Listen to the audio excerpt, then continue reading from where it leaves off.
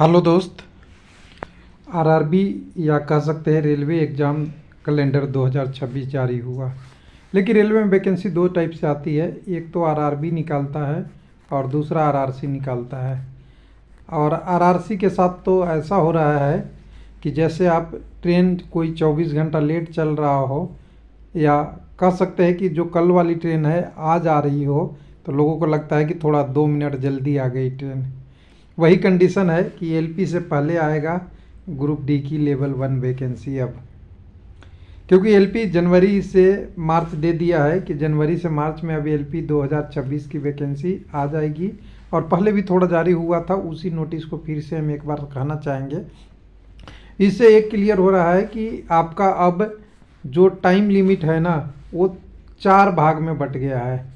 4 भाग कितने को, 12 मंथ को 4 भाग से डिवाइड कर दिया है, 3 से डिवाइड कर दिया है 4 भाग करने के लिए। तो पहला भाग जो है वो आपका जनवरी से शुरू होता है, जो क्वार्टर कह सकते हैं। रेलवे की वैकेंसी फाइनेंशियल क्वार्टर बन गया है। जो क्वार्टरली रिपोर्ट आता है ना, first quarter, second quarter, third quarter, fourth quarter, ये रिपोर्ट आती है कंपनी की प्रॉफिट लॉस की, वही आपकी वैकेंसी है। तो चलिए एक बार देखेंगे, थोड़ा समझेंगे इसे।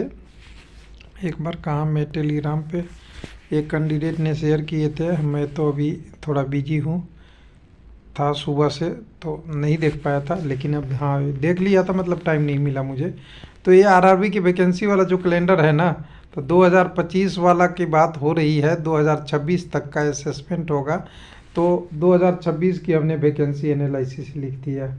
तो देखिए ये तो क्लियर हो गया कि रेलवे का मंशा, एक चीज़ क्लियर है कि अगर कोई जनवरी 25 में वैकेंसी आती है, उसको पूरा करने में कितना दिन लगाएगा, 1 साल 5 मंथ, 6 मंथ कह सकते हैं, 1.5 साल, यानी 18 महीने का इनका टारगेट है। 18 महीने में वैकेंसी को प्रोसेस करेंगे, क्योंकि वैकेंसी जहाँ तक लिए हैं वहीं तक सबकी ज्वाइनिंग मिलेगी, ये तो सिंपल सी बात है।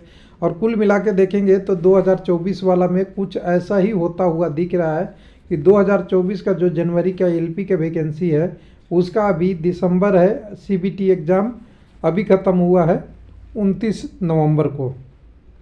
तो कुल मिला के अभी इनका सीबीटी 2 होगा, फिर उसके बाद साइको टेस्ट होगा, और साइको या कह सकते हैं साइको टेस्ट के बाद आपका डॉक्यूमेंट वेरिफिकेशन, मेडिकल एग्जामिनेशन होगा। उसमें से भी फर्स्ट पैनल को पहले ज्वाइनिंग मिलेगा, सेकंड को कुछ टाइम लगेगा, ऐसे कैसे प्रोसेस करते करते वही टाइम आएगी। यानी पहली वैकेंसी आपकी 30/6/2025 तक का है, यानी जून तक का आपका वैकेंसी कैलकुलेशन करके लिया गया है।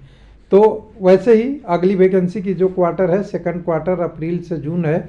जो टेक्नीशियन का केवल वैकेंसी है, ये मार्च 2025 में आपकी नोटिफिकेशन फाइनलाइज होगी, ड्राफ्ट के रूप में आएगा नहीं, ध्यान रखिएगा। आने के लिए अप्रैल से जून है, अप्रैल के जून में कभी भी आ सकता है, 1 अप्रैल को भी आ जाएगा, और हो सकता है कि 30 जून को भी आए। उसी तरह फंसा हुआ है जो आपका अक्टूबर से दिसंबर के केस में लेवल 1 वाला वैकेंसी। सबसे ज़्यादा उम्मीद लोगों को इसी वैकेंसी थी 2024 में भी, और 2024 की अभी तक वैकेंसी नहीं आई है।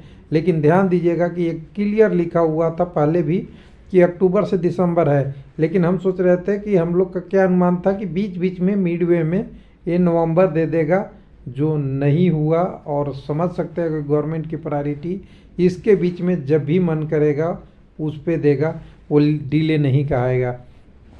तो चारों क्वार्टर आप समझ गए होंगे। पहले आपको जनवरी से मार्च, अप्रैल से जून, और जुलाई से सितंबर, और अक्टूबर से दिसंबर है। यानी जेई वगैरह कहें, जेई एनटीपीसी दोनों, ग्रेजुएट, अंडर ग्रेजुएट और पैरामेडिकल, ये इम्पोर्टेंट टॉपिक है, और ये टॉपिक जुलाई से सितंबर के बीच में आएगा।